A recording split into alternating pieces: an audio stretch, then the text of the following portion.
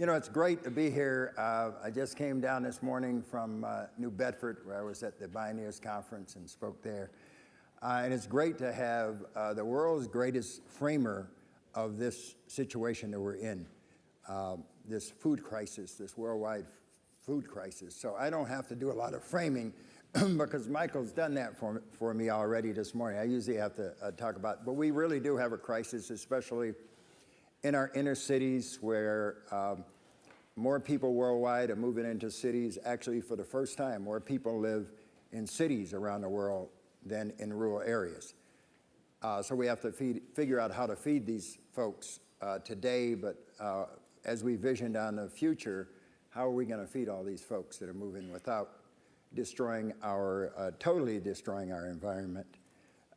So I don't have much time, and believe it or not, there's 560 slides on this PowerPoint.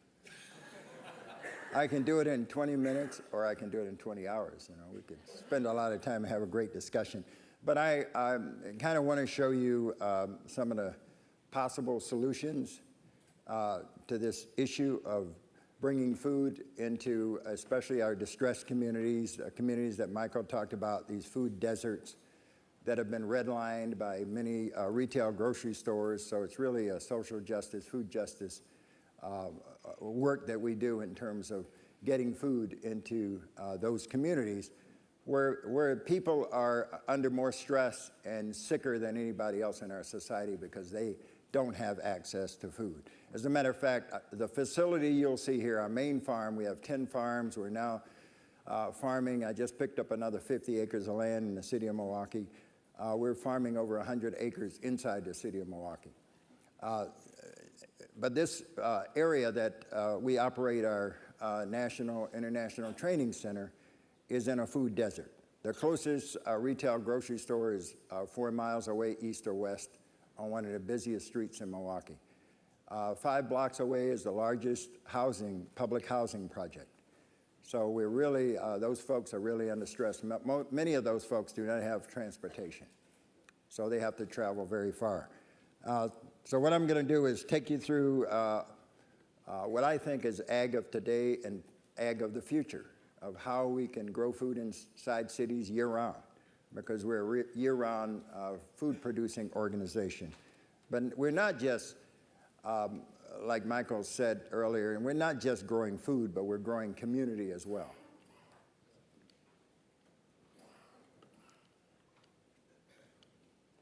Okay, these are the early years when I bought the last remaining farm in the city of Milwaukee. It looked like this as an Army Reserve base to the east. And this is what the kids look like back. Some of these kids are over 30 years old. There's something very significant about these kids. Anybody in this front tell me what's different about these kids than the kids today? They're outside. Okay, yeah, they're outside. They're what? They're thin, yeah, that's true. But there's something else. They have their pants pulled up, you know. So these were some of the early efforts we had in composting. And just remember some of these earlier images of our facility. We moved along a continuum in this 19th century farm. These buildings, greenhouses were built. And we started composting on a larger scale, and we did vermicomposting back in those days in these boxes. And the greenhouses were a little cold because I had old clunky boiler that we had to fix every night. Then we started our aquaponics system, which aquaponics is growing fish and plants in the same system. And we worked with youth, and one barrel was a fish tank, one was the weed tank, and one was a filter tank, and we put a air stone down the tank, and it moved water from tank to tank, and that replicated a clean river or stream. You could grow about 50 tilapia in about 6 months. So this was something that we used. And we also grew a lot of bedding plants that we used to decorate the different various organizations around the city and landscape them. And I also worked with a lot of youth in the community. And that's how we got embedded in the community and did our community organizing and engagement, starting with the youth that eventually brought the adults. And then one of the things that was happening, I noticed that the kids couldn't read or write, and they were getting passed on, so we instituted a reading and writing program based on the stuff that they were doing on the farm. And of course, one of the lost arts was canning. So back in those days, we did canning, and we worked with the kids in terms of their life skills around using tools and so forth. So as we moved along in the 90s, you know, the movement started growing. I also, back in those days, worked with the juvenile justice system. Some of these kids had been incarcerated in youth prisons, and they were coming back, so we would take compost, put it on top of the grass, grow these plants. The kids would give something back to society by donating what they grew. And then we would decorate complete blocks around communities, the island between the street and the sidewalk. We would plant flowers. I remember this project. This was a $50,000 landscape project. Of course, we only got paid $5,000, and that was to pass on to the kids. But the kids did this project with the plants that they grew in the greenhouses and provided summer job employment for those kids. And it helped to soften those communities, and crime went away. Then we would take vacant lots where drug dealers would hang out. I remember this was on 25th and Brown, and in one day we would transform that vacant lot into what I call these flower explosions. And drug dealers went away because people started looking at those lots in a different way, and the drug dealers felt uncomfortable. Then we started getting visitors from other areas, and I started working in some of the crime-ridden areas like Inglewood, where there was a murder a day in that community. And in 1995, we got this front page article in Milwaukee Journal. I was volunteering doing this work. I farm 100 acres of my own farm south of the city. And once we got this article, I started getting requests from other nonprofits and schools for me to work with their kids. And that's how I got sucked into the work that I do today, through working with kids, of course. And now we're into the 2000s, where the movement has really grown. It's picked up. It's becoming more mainstream. Farmers markets are emerging. CSAs are emerging, and so forth. So the facility took on a transformation as it became a training center for sustainable agriculture, small-scale agriculture, and we call it our community food center. So this is the only place in our community where people can come and access healthy food. We also operate out of this organization a co-op of 300 farmers, and we distribute food locally and regionally into Chicago, where we have 4 farms as well. Growing Power is a little bit unique organization in that we're a multicultural, multi-generational organization. So on our staff, we have almost every culture. So we can work in any community. We feel that we have the ability to do that. And once you become a multicultural organization, then it really, these are some of the faces of the people that come to our facility. This year we had over 10,000 visitors, not counting our retail store, just coming to see and tour our facility. And we did, I believe, 15 international trainings, national trainings. We grow food year-round at this facility. Got 10 minutes left. So I'm going to go through these pictures. You thought I was kidding. So it's really all about local food. You know, that's what it's about. It's about local food. And if we grow local food, we will reduce the carbon footprint, because we're at 1%. Most cities are only growing about 1% of the local food. And if we go to 10%, imagine the implications. So that's why growing local food, I said something the other day in the Boston Globe about how food travels from California. It takes about 14 days before it gets in our stomachs, and I was kind of criticized. But Michael is now starting to be criticized by industrial food system, and that's good, which means that we're making a mark. They're getting a little nervous about what's happening, and people are paying more attention. Of course, everybody knows what this guy is. You see him in your neighborhood, they want you to think green. They say they have over 17,000 acres of wildlife habitat, but the only thing, when I go up to landfills, I see are seagulls and really big rats. And of course, these trucks run on electricity, and they don't use any fossil fuel as they take our waste out into the rural areas, into the landfills. But it's really all about the soil. And what we do is we divert waste. This year we did 10 million pounds of food residue into compost. We're slated to do 24 million pounds this year with our new compost facility. But to do that, you have to build relationships, and that's what this kind of communal farming is all about inside cities and small towns in America, is people working together. It's not like out on doing row cropping out on the field by yourself. It's working together and connecting with rural farmers, making that urban-rural connection and helping these rural farmers where we buy their moly hay and these fruits and vegetables that come from wholesalers. Many times they never leave those boxes because they over-order the stuff coming out of Salinas or Florida or Texas. And we take this material, instead of it going into landfill, we put it into big piles like this, add the wood chip and the brewery waste, and you can see the houses are right there, and we compost. And then we train people how to compost. These participants come to our workshops, and we use this 4-pallet configuration, and we teach people how to compost. And of course, it's a lot of fun at these workshops. We get somebody with some young legs to maximize the amount that we put in that. It takes 40 wheelbarrow loads. And I can't do that anymore. You know, I only jump over a dime. I used to play basketball. And these bins are approved by most cities because they use 1/4-inch mesh and you don't have any rodent issues. And then the finished product looks like this, 8 months to a year later. And it's high quality, micro organic compost.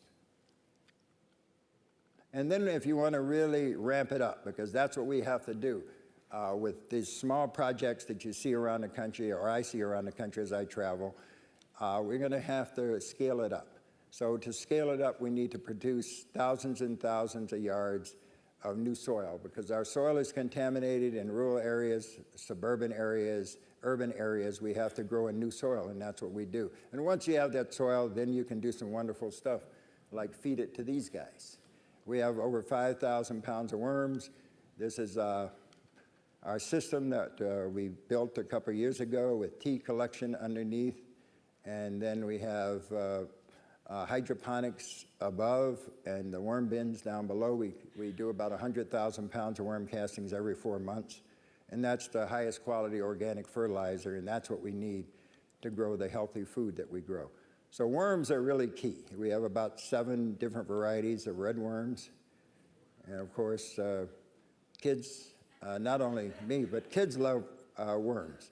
So it's one of the easiest ways, because we work with thousands of kids every year. It's one of the easiest ways of getting kids involved is, you know, holding one worm, maybe not so exciting, but when I put 2,000 worms in my hands, and of course, even the adults, this guy's really into it, you know.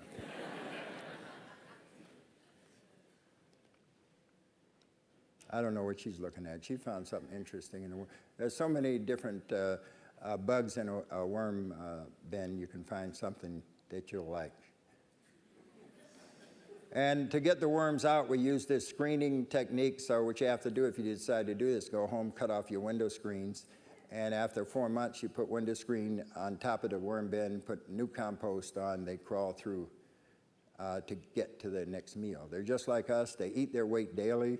It's hard for us to understand that, because if you have 10,000 pounds of worms, you need to feed them 10,000 pounds of food a day. And then you can market this product for $4 a pound, $2 a pound wholesale to farmers and critical gardens. That shovelful of worm castings 8 months ago was food waste and carbon waste. And then you can take that and turn it into compost tea and spray your plants. It's more effective than Miracle-Gro. Of course, nobody in this theater uses Miracle-Gro, I know, right? Then you need worm depositories. This is where we house 5,000 pounds of worms. And now that you have the worm castings, you have all that, then you can do something called aquaponics. You know, most of our rivers and streams, Lake Michigan's contaminated. We're raising tilapia and lake perch. On the right, there's 10,000 tilapia being raised, and on the right system that's heated to 85 degrees. On the left is cold water, 10,000 lake perch. And these systems cost a fraction of what commercial systems cost. That system you just saw cost $5,000 to construct. The other commercial system would cost you $100,000. So you can capitalize that and go into business. And then we have these above ground systems that can be exported. Working on a project in Zimbabwe and South Africa, and these are the systems that they want. Our staff is loading the fingerlings in. Those are tilapia. Those are lake perch, tilapia, lake perch, and koi. We do a few koi. One of the things that we're doing in terms of sustainability is raising black soldier fly larvae. They're 42% protein. I'm working with some other researchers around the world. This will be the future food of feeding chickens and fish. We do year-round production inside using compost to heat these hoop greenhouses. You get 150-degree temperature off of those piles. We have hot compost below those beds, so we need no fossil fuels to grow about 30 different varieties of greens. If we can do it in Wisconsin, where it gets 50 degrees below wind chill, 20 degrees actual Fahrenheit temperature, you cover those beds. And of course, we can do it outside. It's all about the soil. We can go closer than 2x2 and very intensive. We're growing at $5 a square foot, which equates to $200,000 an acre of production. And if we grow sprouts at $30 a square foot, these are sprouts that we turn over every week flat, then you're talking 1.2 million an acre. This is where we have to go in the future. As we sit here today, we're losing ag land. We're still losing our mid-size and rural farmers. So the new farmers have to be these farmers that didn't grow up on farms. Our students, our youth in the city from all the thousands of youth programs. So what we do is you want to use these greenhouses very effectively. We use vertical farming inside these greenhouses. We're growing at 5 different levels, even from down below where you have fish down below. Those are the sprouts that we turn over every week. And then you're going to use this vertical space. Every bit of space is high-valued space inside those greenhouses, and then we train people when they come so that they can take those trainings back to their communities. We process everything there, and we get that food to our accounts in a day and a half of harvest. That's where it's at. Then you're turning the clock back to the 1950s when food was much more nutrient-rich. And this is what goes out to the accounts. This is the preferred salad mix, 12 different greens in our mix. And all of this stuff goes out to the co-ops and so forth. So we'll go through these crops very quickly.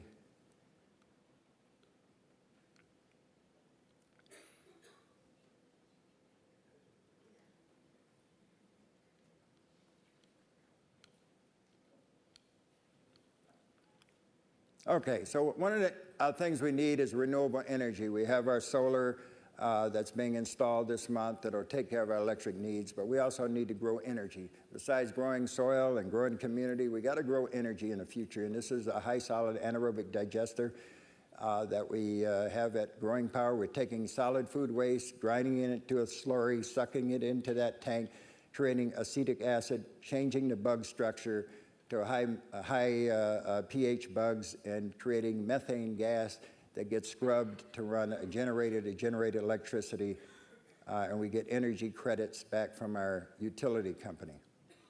The other thing that we have at Growing Power are a lot of animals in the city. On this 3 acres, we have 37 goats. We're going to have 700 chickens this year.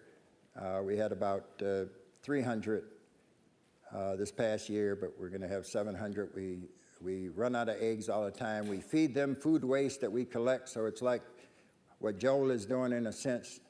They're out in the pasture. They're eating healthy greens as part of their food. We're also raising heirloom turkeys. They're interesting characters. And we also do beekeeping. Beekeeping is one of the, in the city, is very prosperous. There's a project in Chicago where they have 150 hives run by ex-felons.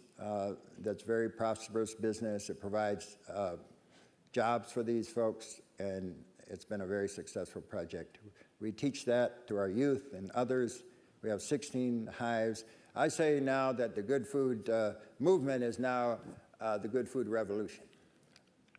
And these are some of the projects. I have a passion for working with autistic kids as well as the blind, and we've proven that the blind can plant seeds and we can hire them as well. I also did this project at Catholic Charities where we took, this is a senior daycare with immigrant seniors. They wanted to grow some food. So what we did is we put wood chip down, put our compost, and now they have a garden on top of asphalt. And Kohl's Corporation, we brought in our compost, and now they're growing on corporate. We have relationships with the mayor of Milwaukee wanted a garden. He called me at City Hall, became the 4th city in the nation to have a garden at City Hall. And the kids learned how to take care of the garden. And Rockwell Automation, another international company we work with, we pick up their waste. They feed 4,000 employees a day. They wanted a farm stand for their employees because a lot of these companies are now starting to jump on the bandwagon because they have green initiatives. And Discovery World, we have our aquaponics system at a museum on the lakefront. And one of the more interesting projects, I was engaged by the Forest Home Cemetery, a historic cemetery where all the founders of Milwaukee are buried.